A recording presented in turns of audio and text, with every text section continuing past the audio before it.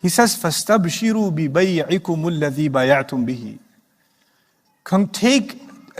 Appreciate and be congratulated, feel congratulated over the sale you just made. The sale of giving yourself up and your money up in exchange for Jannah. Feel congratulated over that sale. Everyone around you will say you're a fool. You're missing out on life. You could have been doing so much with your youth.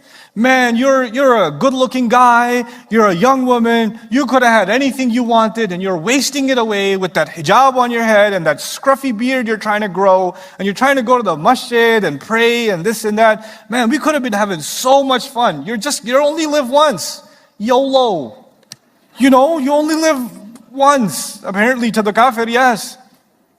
And he says, you're such an idiot. You're just wasting your entire college years. You're in the dormitory. You're by yourself. Your parents aren't here. You can hear the boom, boom, boom from down the hall. You could be part of that party, man. They're having the time of their life. I think your lab partner likes you too. It's all good. Don't worry about it. It's not even Ramadan yet.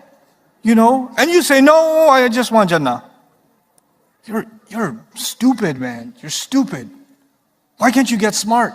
And then you just say, I can't take this pressure anymore. Everybody's telling me I'm dumb, I'm making dumb. Am I really missing out on life? Am I doing this right? And then you open Allah's book and Allah says, congratulations, you made a good sale. The only one to congratulate you in this scenario is not going to be your friends. It's not even going to be your family sometimes. The only one to congratulate you will be Allah. The congratulations will come from nowhere else. Nobody else will think you're making a wise decision. There are so many families, a father who owns like a liquor store decides he's going to get rid of it.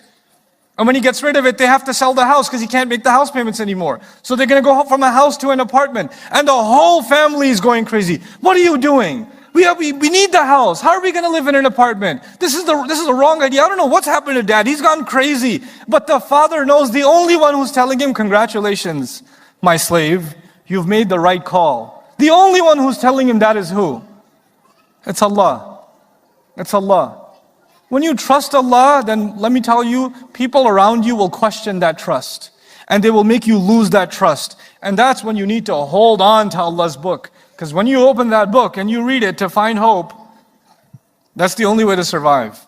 This is why I started by saying we need an ummah that is directly connected with the word of Allah, the promise of Allah, the promise that never fails, which was the title of this talk. Every one of you needs to hold on to that promise.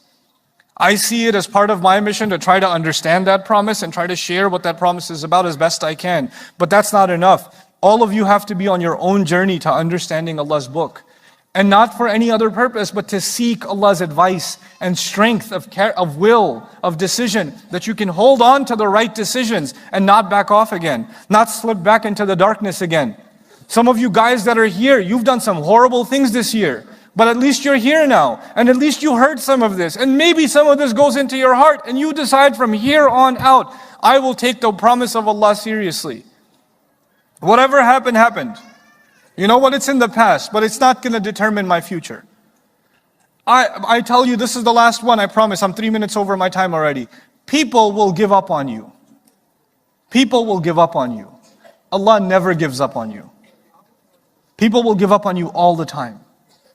Parents will give up on you. A spouse will give up on you. Friends will give up on you.